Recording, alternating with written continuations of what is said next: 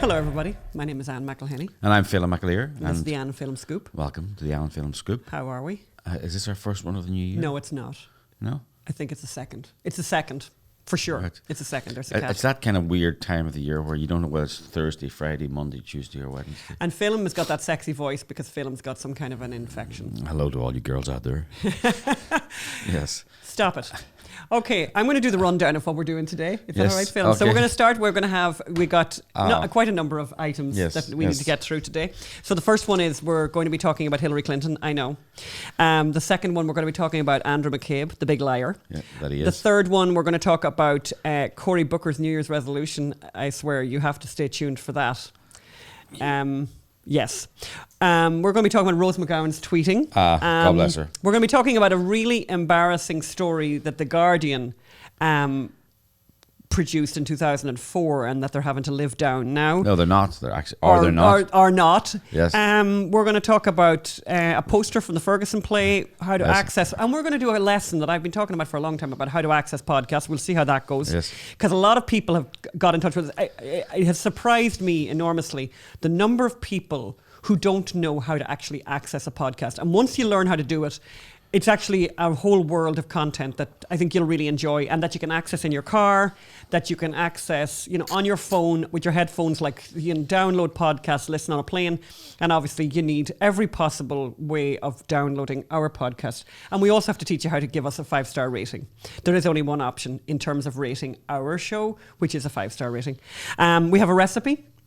We have some inspiration that I'm hoping to get to, and that's all we have. And in this small thing. So we want to start. We've only got about 35, 40 minutes, so we're going to start. We want to start with the Hillary Clinton news. Phelim, what is the news about Hillary Clinton? Hillary Clinton has just been appointed Chancellor of Queen's University, Belfast. Isn't that one? So Phelim's alma mater. Am I correct? I actually have a unique perspective on this whole story. Oh, that's beautiful, Phelim. Can you share? It is my alma mater, and I went to university there. See that joke? Are you so proud? Do you feel? No, well, let me. And I also covered the Northern Ireland peace process, which Hillary Clinton seems to think that she was a huge part of. So let's start at the beginning. So she's appointed Chancellor. Now, let me tell you what a Chancellor is. A Chancellor, when I was at Queen's, I can't remember. That's Top Cat. That's a cat destroying something. When I was at Queen's, 86, 89, I did not know who the Chancellor was. The Chancellor was some guy called, he's basically Sir Bufton Tufton. Oh, Sir Bufton Tufton, yes. Who the former MP for Langswold Undershots. Under Thames. Yes. Yes. And he came once a year, and I remember he had this big handlebar moustache. Oh, and he did. He did. He genuinely had a big handlebar moustache. He came once a year to hand out the degrees. The degrees, which wasn't actually, it was a wee piece of wrapped up paper, it wasn't your degree, and smiled. And he could have been seen at, I don't know, like he was. He didn't make an inspirational speech or anything? Absolutely not.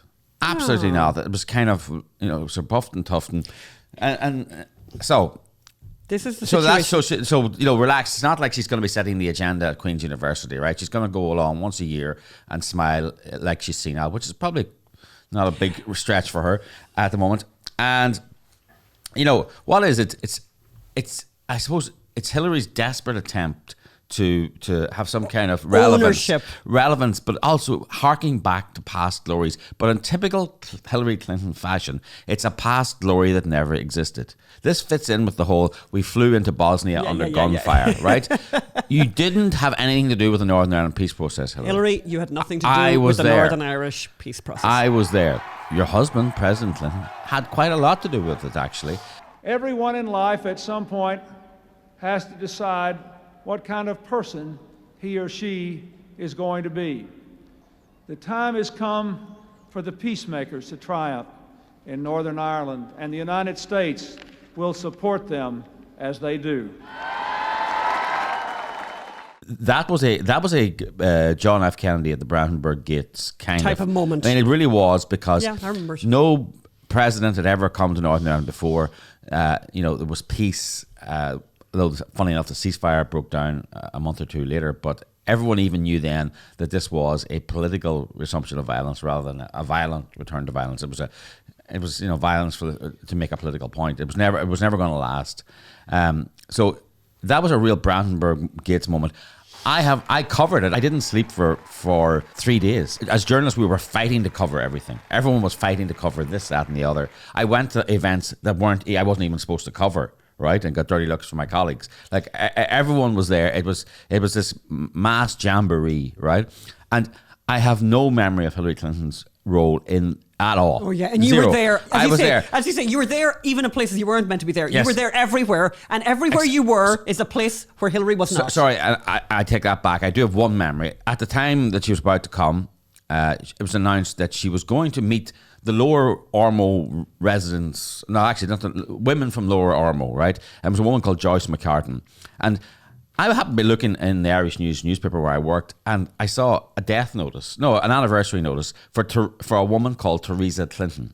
Just the same day that Hillary was coming to visit these women from the Lower Ormo, Theresa Clinton was a member of a very prominent family in the Lower Ormo, which was a nationalist area that had suffered enormously over the Troubles. And Theresa Clinton was sitting having a cup of tea in her house one day, and they came up to her window and they put about 20 bullets in her and killed her stone dead. Oh my God. And I then contacted the husband and interviewed him, and he says, and the story was, Clinton is coming to the Lower Ormo, and the Lower Ormo was only like 8 streets, right? And she's not going to meet Theresa Clinton. Her namesake. Her namesake, who died. But instead, she met these people. It was Joyce McCartan, and, Joyce, her son was shot in a punishment attack in the legs. He wasn't killed. But she was this kind of people that the media loved but represented nobody. One of these middle-of-the-road people. The thing about Northern Ireland was it was two extremes came together for peace. The middle of the road, they were just... In fact, she ended up having some financial scandal because her charity, there was all this money going slightly astray. So she met this woman, Joyce McCartan, and Joyce McCartan represented no one. She never stood for election. She never, but she was a big media darling. And so they shuffled Hillary off to meet the women. The women. And who weren't even the women. Yes. They didn't... Well, there was like actual genuine victim around the corner who was actually related to her. Called Theresa Clinton, and whose anniversary was that day she was there. Didn't meet the family, didn't meet the daughters of this woman. Tone deaf, basically. Tone deaf. Emotionally deaf. But not even tone deaf, actually. The easy route. Yeah. If you really wanted to be part of the peace process, you met Theresa Clinton's husband. Who did not, who wasn't sweetness and light, and who wasn't getting hundreds of thousands of pounds. And in a situation maybe where you couldn't massage the story into the, you couldn't terrorize the story into something that would be acceptable to the Clinton she had machine. Zero to do with the peace process, right? Zero to, they shifted her off, and there was a whole thing. She got a teapot, and she'd always, every day, when she was feeling down, she would make a cup of tea, And anyway, so it's her. But then when she was running for president, she basically, single-handedly told Gerry Adams, "Put away your guns, Gerry," and she didn't, right? Yeah. She said to Joyce McCartan, "Another cup of tea, darling," and that was the extent of it. Yeah. So now she has been honoured by becoming the Chancellor of the university. And I mean, what does it tell you about the people running the university? What does it tell you about the people who gave her the job? Well, I mean, by the way, suddenly everybody in America knows where Queen's University is. Well, that's a good thing, though, That's right? a good thing, right? There was a lecturer called Edgar Graham who was a young unionist. He was kind of Marco Rubio. He was the future of the Unionist Party, young, dynamic. And he was a lecturer at the law faculty, which is a very prestigious thing. And he was walking from the library over to the law faculty, and a couple of IRA members came up behind him and shot him dead. When I was also there... this is the university that Phelim went to, by the way. This is the type of thing that was happening on a daily basis. It's kind of hard to really get your head around, and it sounds almost comical, actually, bizarrely. But can you imagine that was kind of the daily news? Yes. The lecturer got assassinated. Really, right? Assassinated. Yeah, assassinated, and it's not assassinated for what? For being a politician, which was kind of outside the rules, right? Yep. He wasn't a member of the army or involved in the government or anything. He was just a politician. So then I don't know if people remember, there was an attempted bombing in Gibraltar by 3 IRA members. And the SAS came up and executed them in cold blood, basically, kind of. And one of them was a student, Maria Farrell was a student at the university. This is very good. The tradition at the university was that when a student died, you put up and Queen's is this old red brick university with this big door. So you put a death notice. The university deeply regrets the death of student whatever Maria Farrell, and you put a wreath up as well, and the flag is flown at half mast. The university failed to do that. So which flag now would be flying at half mast? The university flag. Oh, the university flag. Okay. And of course, that the student body, certain numbers of the student body went nuts and took over the Chancellor's office, Vice Chancellor, and had a protest. Would any of those people who took over the Chancellor's office be sitting at the table? No, actually, no. I wasn't in the Chancellor's office now, but to me, it struck me. I remember having an argument with my lecturers, going like, the rules are the rules. Like, it doesn't matter how this person died, and people die under controversial circumstances, and by the way, nothing was proven. Like, Okay, anyway. I know what you mean. Yeah, it wasn't right. So he said if we put that up, we'd have lost all our funding. And I was going, well, it's a strange world, and so then and then at my graduation, when Sir Buffton Tufton with the handlebar moustache gave me my thing, they had a thing where they played the British national anthem. Oh yeah, and forced you to stand for it because you were standing up. And then they played the national anthem. So lots of people then had to make the conscious decision to sit sitting down. So at my graduation, I would say 10 or 15% sat down. Oh my God. Now things have changed. They've removed the national anthem. In fact, I would say Queen's probably now is a cold house for unionists. I would say a lot of it's become very nationalist. I would say a lot of unionists don't send their kids there; they go to England instead. And by the way, putting Hillary Clinton in as a Chancellor is not an inclusive thing. I mean, no, to be inclusive in Northern Ireland yeah. now is to embrace the unionist community, not the nationalist community. Yes. Nationalist communities in the up. So tone deaf, Hillary's clinging to relevancy. This woman is not going away, and she's determined to relive past glories that were not past glories. So watch out for the brokered convention. If Joe Biden gets 30% and Buttigieg gets 20% and Warren gets 20% of all the votes and they haven't got enough going in, watch out for Hillary Clinton. She's not going away. She wants to be relevant. She wants to relive her past glories. She'll come into the convention. She's the only one that can unite the party. So her and with her VP, Michelle Obama. So you heard it here first. You heard it here first. The next story I want to go to, actually, I want to go to the Cory Booker story next, and then yes. we're going to go back to the Andrew McCabe. So yes. We were listening to Pod Save America so that you don't have to. Pod Save America is a group of Obama administration people who have basically become very, very popular podcasters. They're more popular than we are, which is extraordinary. So share this with your friends. Okay, but so I think they're in the top 10 podcasters in the world. Oh, I think so. And so they have this political podcast, which, by the way, I listened to it in the hope of finding something original. And they were in interesting, but yeah. they were in the Obama White House, right? And and they know all these people, and they know them personally, and they know what it's like to traipse around Iowa in February and January. And I'm listening to it, and there is a bit of that about the difficulties of caucusing and New Hampshire and all that. But I have to say, it's an enormous amount of talking points. And it's very disappointing, the lack of originality. And I thought we'd get some insider access, but we're not. So, So what we want to do to you, and I know it's almost unfair, it's almost like a punishment, but we think it's important that we let Cory Booker, in Cory Booker's own inimitable way, tell you what his New Year's resolution can I just say something? For 2020 Can I just say is. something? So this is a standard journalism thing, like at the start of summer, where are all the celebrities going on their holidays? And Obama, I'm going down here, and Hillary Clinton, I'm going, and some of them use it for virtue signaling. Of course, I'm going to help orphans in Kenya, right? Yeah. And they're not; they're going to Hawaii. But everyone understands you do a bit of virtue signaling. Sometimes you're honest, sometimes you're not, right? But you all know the score, and you don't overly virtue signal, right? You do a bit of false humility. I will go to Hawaii, but I will also, go and help orphans in Kenya. So Cory Booker, what's your New Year's resolution? And of course, Bernie Sanders is,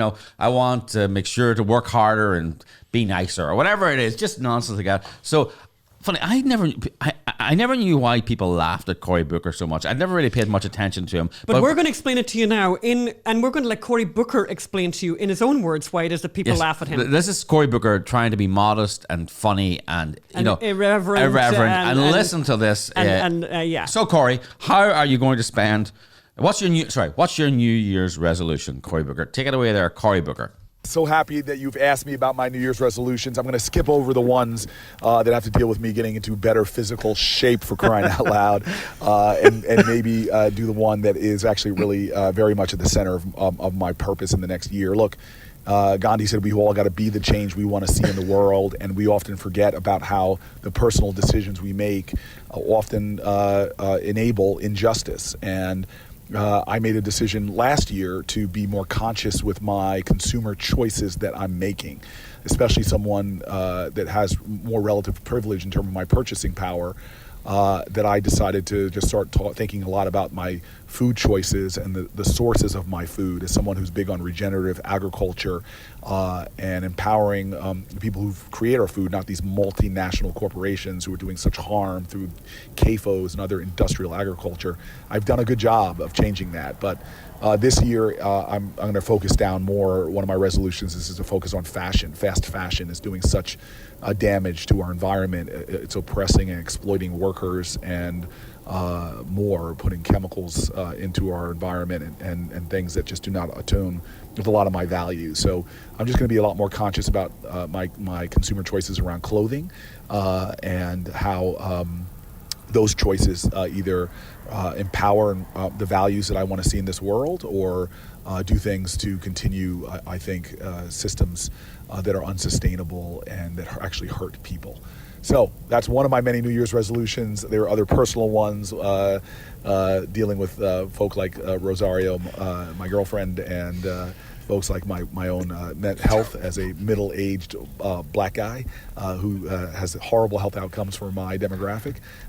But I hope that I can challenge everybody with your New Year's resolutions to be more conscious in the choices you're making, especially those that you're making with your dollar. We vote during election time, but every day that we spend money, we are actually voting with our dollars as well and supporting systems one way or the other. I hope that we all do more this year to support systems that make this world more environmentally sustainable, more healthily, and more about justice. Thank you. Words really fail to quite adequately. There's no you know what? No commentary is actually necessary. It's but awful.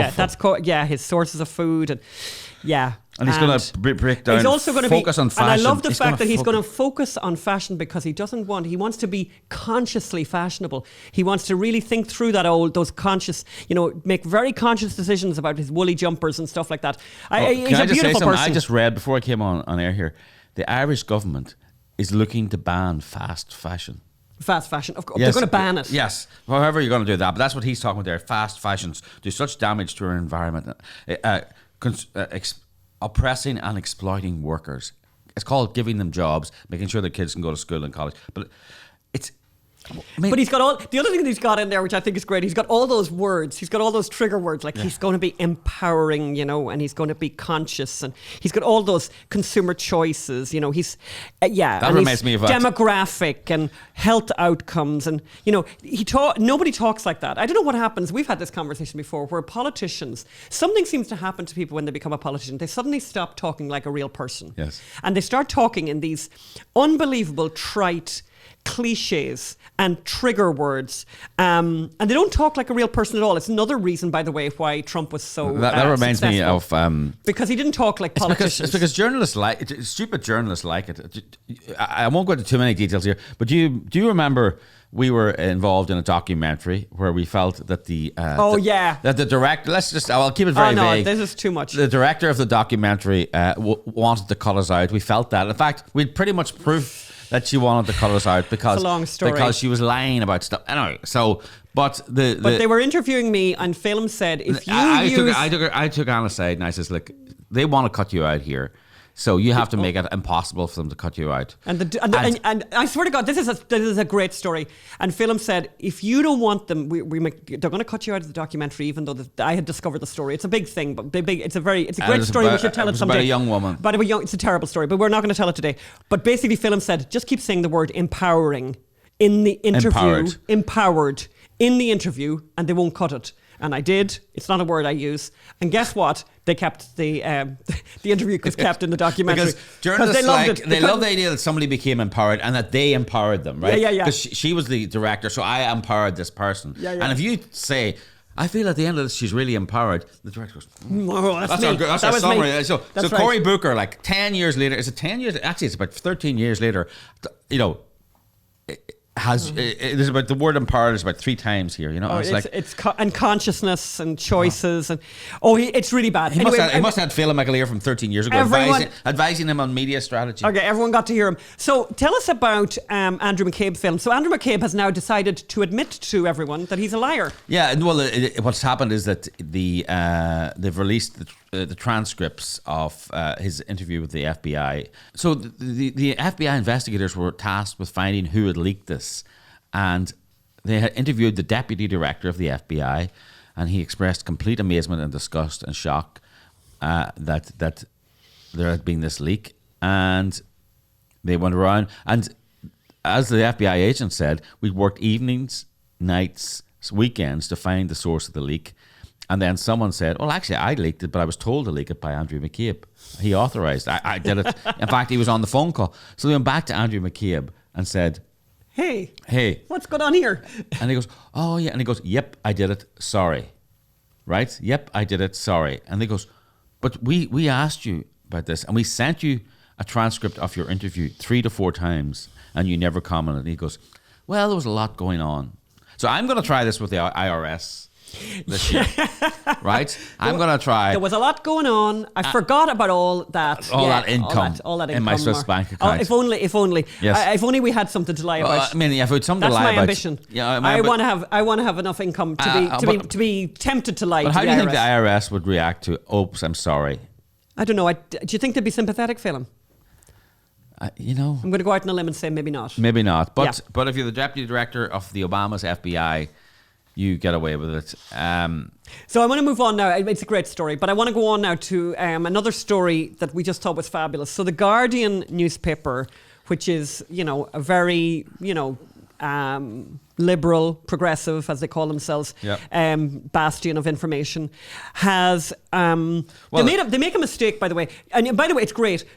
The newspapers that do this, where they will put in order of importance 1 to 10 the stories that are trending for them, yes, or that are most popular, so that and they're actually going and reporting that accurately. I bet they're going to start doing that. And this photograph I've taken, this, and we're going to show this the up there. screenshot. Here. Yeah, you can see there. Most popular. The story number 2 there, right, is now the Pentagon. This may tell you something. Now the Pentagon tells Bush climate change will destroy us, and this article is more than 15 years old. So this is an article from 2004, which, here's the opening paragraph. Climate change over the next 20 years could result in a global catastrophe costing millions of lives in wars and natural disasters. A secret report suppressed by US defense chiefs and obtained by The Observer warns that major European cities will be sunk beneath rising seas as Britain is plunged into a Siberian climate by 2020. By 2020. And guess what this is now? This is 2020. Nuclear conflict, mega droughts, famine, and widespread rioting. By the way, that's the reason we left the UK. That's the reason we left Northern Ireland, because of the Siberian conditions. I couldn't handle it. I couldn't. Not anymore. Not anymore. Yeah. The thermal underwear wasn't working well for us at all. No. And it goes on, by the way. It goes on and on. And it's in a very lengthy article. By 2020, catastrophic. Just another thing to let you know about that. You probably have noticed this in your own lives. By 2020, catastrophic shortages of water and energy supply will become increasingly harder to overcome, plunging the planet into war. I've noticed that. Myself. The war caused by the energy shortages. Isn't petrol now, isn't gas at like $15 a gallon or something? 8,200 years ago, climatic conditions brought widespread crop failure, famine, disease, and mass migration of populations. And it's about to be repeated. Here's a question. Would someone go back and look actually at what the price of gas was in the 21st of February 2004? I bet it was more than it is now. Not in California with all the taxes and all, but certainly oil probably was more expensive. So, because fracking has happened since then, and Mr. Soleimani has been killed, and oil has spiked up a little bit. But back in the day when something like that would happen, oil would go through the roof. Oil would double in price overnight because Iran was such a major supplier of oil, and Saudi Arabia, and now it doesn't matter. The other thing that strikes me about this article, Phelim, is what age was Greta Thunberg in 2004 when these dire predictions that sound an awful lot like her dire predictions were being made. I think she was either one or not born. Or not. Or not born at all. Or not born at all. But and then there's another thing funny, actually, yeah. So if you look below that, so the number 2 most read article is 2004. It's the 2004, and we're all going to die by 2020. Then you've got Greta Thunberg. I wouldn't waste my time speaking to Trump, but I like number 10 there, which you can see up on the screen now. The environment in 2050. Flooded cities, forced migration, and the Amazon turning to savanna. I mean, they have no shame. Well, you know what it is, Phelim, and actually, I remember us saying this a few years ago. Environmentalists means never having to say you're sorry. So it obviously is. Environmentalism means never having to say you're sorry. Right. So you get it wrong. And by the way, and those of us of a certain age, God between us and all harm, and some of you that are slightly older will remember the beautiful and fabulous Paul Ehrlich, who said it was all going to be over by the 90s. That's right. So, but Paul Ehrlich is still quoted as an expert. Oh, no, not alone that, he is a genius scholar. These people who said climate change will destroy us by 2020 are still working. Yeah. They're still running businesses. Yeah. The journalists are still... Can I just say, it's a little bit like Karl Rove, who still has a job despite he got wrong everything about the election. So I don't understand that. I suppose Karl Rove is not trying to change the way we live our lives. No, that's true. And he's not telling Indians you can't have coal-fired power plants. No, that's true. Or Chinese. That's true. It's much more serious. The environment in 2050, flooded cities, that's number 10, forced migration, and the Amazon turned to savanna. I doubt it. Colour me sceptical. Yeah. What was the other line? What's next on the agenda? Yeah. Do you want to talk about Rose McGowan, Phelim? Because Phelim has a definite soft spot for Rose McGowan. Rose McGowan, I think, had something to say about the attack on... Would you call it an assassination? Or remember, we were watching the NBC News last week, was it NBC and they said, that the murder. That Soleimani had been murdered. Was it CNN? Yes, NBC. Yeah, murdered. NBC said he'd been murdered. I'm not sure. I mean, by the way, in a war, do you get murdered in a war? I mean, is it a war? The legality of assassinating, the leader of some foreign country or the deputy leader or a senior, it's kind of grey, but it ain't murder, right? It may not be, kosher. To use a word that he wouldn't want to use. But it ain't murder, and it's an assassination. Rose McGowan, who a bit like Katy Perry, I always go to Rose McGowan when I want to get, when you want to get a proper political analysis, especially foreign policy, particularly foreign policy. That's our go-to place. The same with Well, here's her tweet. I'm sure. Here's what she said. I'll just read the tweet there. Yeah. Dear Iran, the USA has disrespected your country, your flag, your people. 52% of us humbly apologise. Isn't that great, though, that she speaks, by the way, for 52% of Americans? It's a responsibility, but I think she wears it lightly. We want peace with your nation. We are being held hostage by a terrorist regime. That'd be the duly elected President of the United States, President Trump. We do not know how to escape. Please do not kill us. Hashtag Soleimani. That's Rose McGowan. Yeah. We love There's a lot in that tweet, isn't there? There's a lot in that tweet to I just want to say, unpack. I just want to say, I'm not... Unpack that for us, I'm not 52% of the people who humbly apologise. Right? I don't think you're even 48% of anything either, are you, Phelim? You're just Phelim from Northern Ireland with all his little quirks. Yes. But... actually, I would agree that we want peace with your nation. I think most Americans fair enough, yep. would like peace with Iran. We've been held hostage by a terrorist regime. I would not agree with that now. I think... Now, there's people, by the way, in the Middle East who might have a better sense of what it's like to be a hostage in a terrorist regime. Or a hostage, by the way. Or a hostage. And many people in America who were hostages by the militias controlled by Soleimani. And we do might have something to say. We do not know how to escape, says Rose McGowan. Well, there's an election coming up. Well, by the way, I'll give you another one. You know what? What about the airport? Have you ever tried the airport as a way of escaping? Yes. Try the airport. She doesn't know how to escape. Actually, how does she say that? That's very good, by the way. We do not know how to escape. We do know how to... You know what? Let me give you some advice here, Rose McGowan. There's a thing called kayak. There's a thing called kayak. Right. There's a thing called an airport. I think, actually, you can turn up at the airport with your Visa card if you're in an emergency, right? Just turn up with your credit card. Do you know what? They'll take it off you. And you could go to lovely places like Canada. You could go to the rainforest. Another fabulous place to go to. You could go to Iran. Do you know where she should go? I know. Saudi Arabia. They'd love her in Saudi Arabia now. Rose McGowan. So look at loads of options there, Rose McGowan. And honestly, we just, we're here to help. So for you who don't know how to escape, try the airport. Trains. I believe there's trains. Oh, you could drive, by the way. You can drive to Mexico, right? So you could drive. You could walk across the border, by the way. Yes. You can also walk across the border. Boats. You can get a cruise. Boat. Yeah, you could swim. There's a whole lot of options there, you know. Yes. So I'll tell you who must be really happy with this tweet. Harvey Weinstein, because she's one of the main accusers of Harvey Weinstein. And why would he be happy? Well, you know, I suppose a lot of these accusations go to credibility of witnesses. Oh, indeed. And, you know, I think Rosie might be blowing her credibility here. Just saying. Just a tad. Then you got Jennifer Rubin. So then so it's, you know, fair enough. Let's go and talk. Let's go and look at a tweet, though, from an intellectual, from somebody who's highly educated about the Middle East, who really knows things. So we got Jennifer Rubin. Who's she now, Phelim? This is... Who's Jennifer? She is the House Conservative. The House Conservative. For the Washington Post. You always need one. And who, remarkably for a conservative... Shocking. Working for these newspapers and these outlets... Turns out not to be that conservative at all. Not to be that conservative. So about... Going out on a limb on that one. About 4 hours before Soleimani was killed... this is beautiful. She wrote, and we're putting it up now, you know, this is not going to end well. And she wrote on, but you don't do anything! Exclamation mark. And that was her speaking truth to power. You don't do anything. You don't do anything, and then, Jennifer Rubin. And just, you know, the moment I think she pressed tweet or, you know, send, and then... It turns out that the news cycle then caught up with her and found out Soleimani had been assassinated. Taken out. Soleimani... dispatched. Had been delayed at the airport, let's say. Oh, delayed. Permanently delayed at the airport. Suffered a flight New category. Delay. Yes, permanently delayed at the airport, yes. Terminally delayed at the terminal. Can we try that? Paging Soleimani. Your flight is leaving. Mr. Soleimani. Last call for Mr. Soleimani. Your flight is leaving. It was actually the last call for Mr. Last call. Terminated at the terminal. Yes.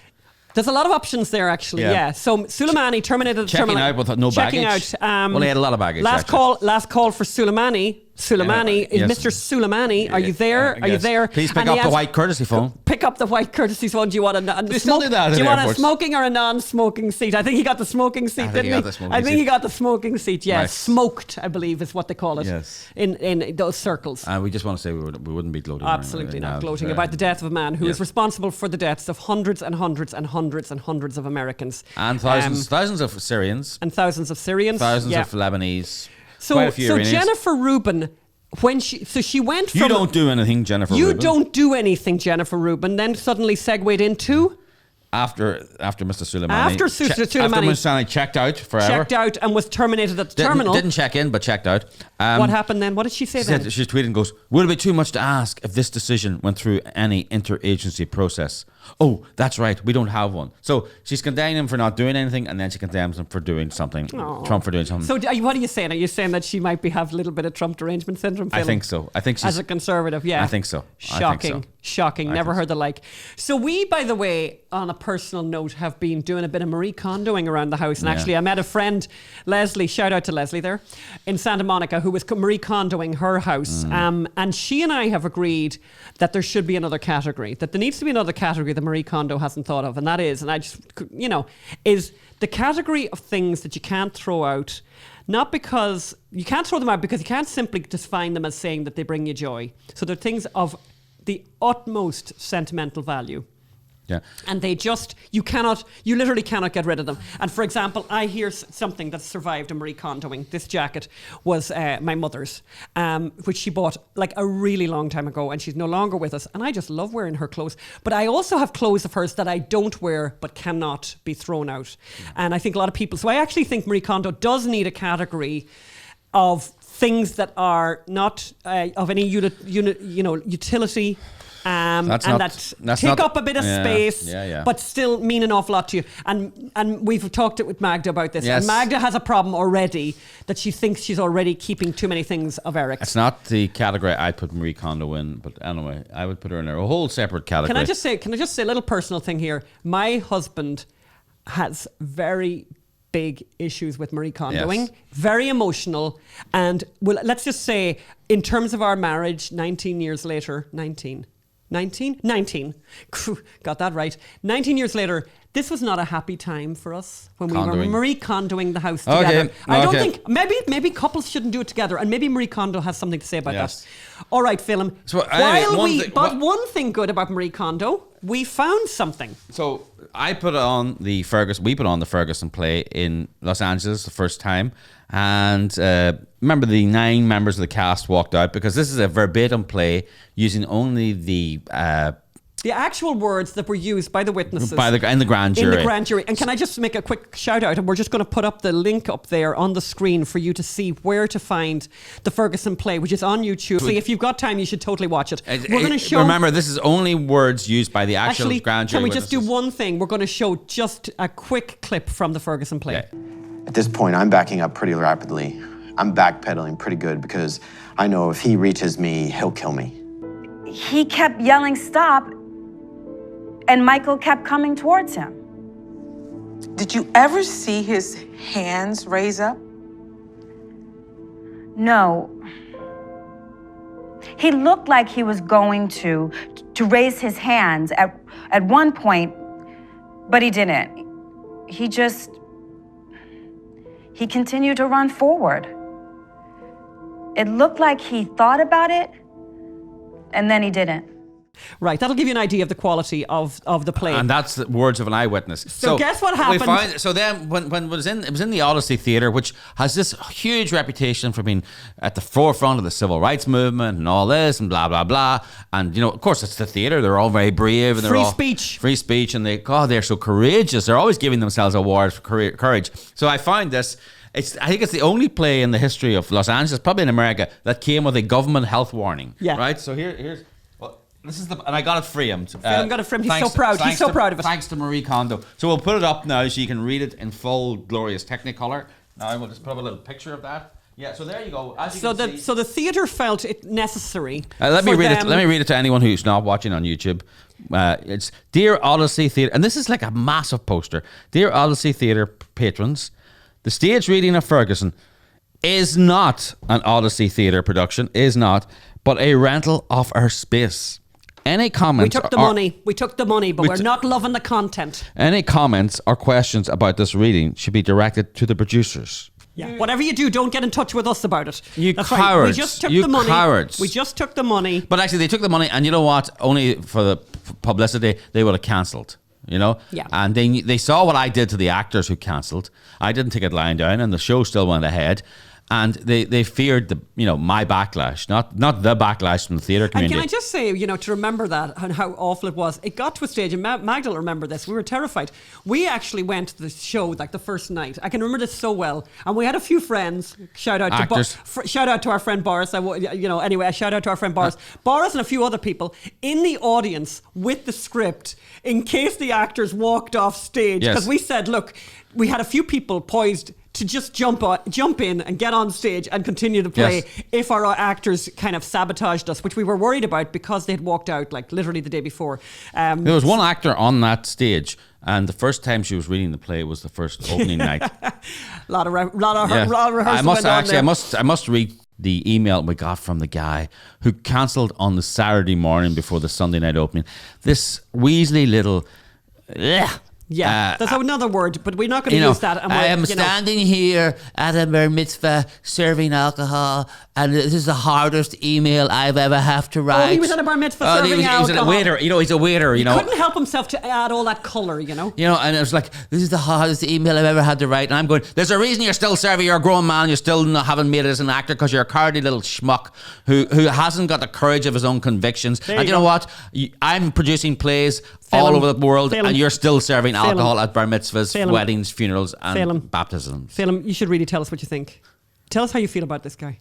Like, seriously. Well, I'm sorry for summarising it so briefly. I will read his full Weasley little email in a future podcast. In a future podcast.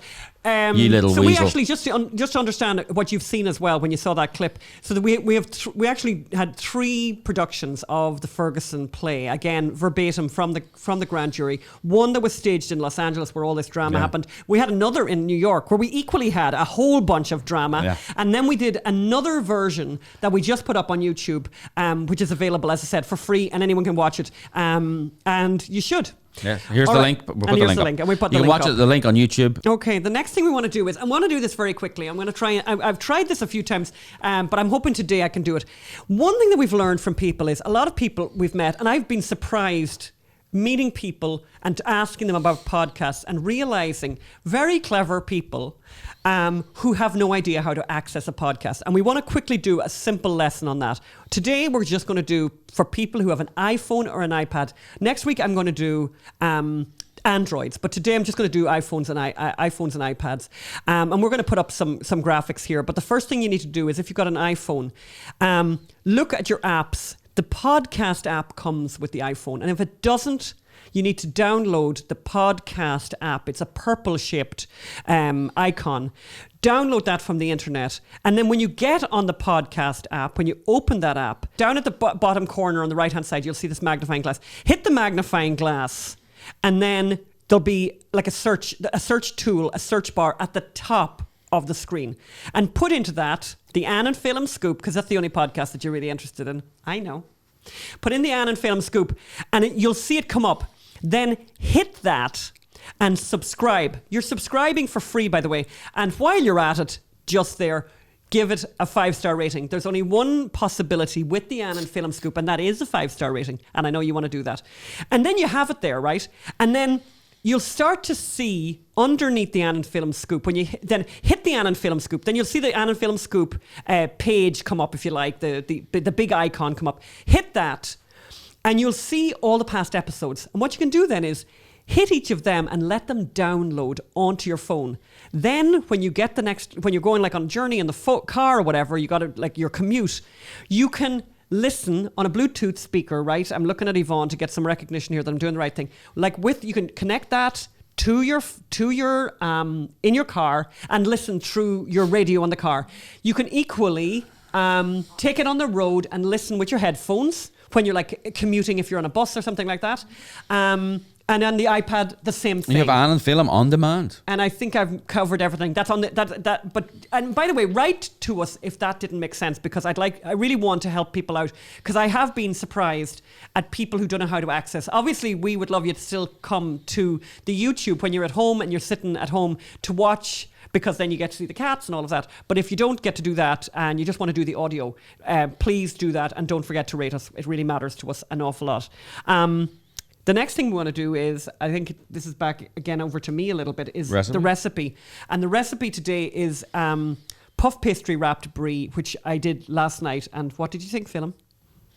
Stunning. Gorgeous. Stunning. That's the correct thing to say, Phelim, by the way. Can I just say how easy this is? I did it super, super simple. And the pictures are coming up right now. It ain't pretty. I didn't do it super pretty, but obviously this is my first time trying to do it. It couldn't be easier. You cannot go wrong. Things to remember: don't let your pastry get too hot. You're using puff pastry. You're definitely not making it. You're buying it in Trader Joe's or Ralph's, even though Phelim doesn't like Trader Joe's. And you're rolling it out, just rolling it out a bit, and then you're putting your brie right in the middle of that, and then you're wrapping it. And then to make the edges, all the edges stick, just push down.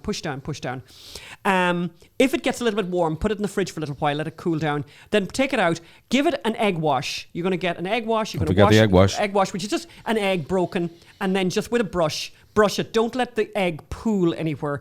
Just keep it just so that it gets nice and shiny. And then put it into a 350, preheat the oven to 350, put it into 350, when you take it out, first of all, stand there for about 10 seconds and say to yourself, oh my God, aren't I really clever? Which is certainly what I did. Probably spent more than 10 seconds doing that, though, to be honest. It looks really pretty, and your friends are going to think you're super smart. Take it out, leave it sit. Please leave it sit for 3, 4, 5, 6 minutes, because otherwise you'll open it and it'll be like lava. It'll all come out really fast. But if it gets a chance to solidify a little bit, it'll just ooze out. It's super sexy. And if you want to be super, super sexy, here's the sexy thing to do that I didn't do, is cut it on the horizontal. Before you wrap it in the pastry, cut your brie on the horizontal. Cut it on the horizontal, right, in two, like a slice it. Open it up and put in like strawberry jam, fig jam, seriously. Candied walnuts are to die for. You could put in honey in there. I've given a load of... The recipe is up. Pecans. which is what I did last night, which was candied pecans. Oh, to die for. Put them in, put the lid back on, and then wrap the whole thing. And then you're going to have this gooey, ooey, sweety, yummy, yummy mess. Fabulous.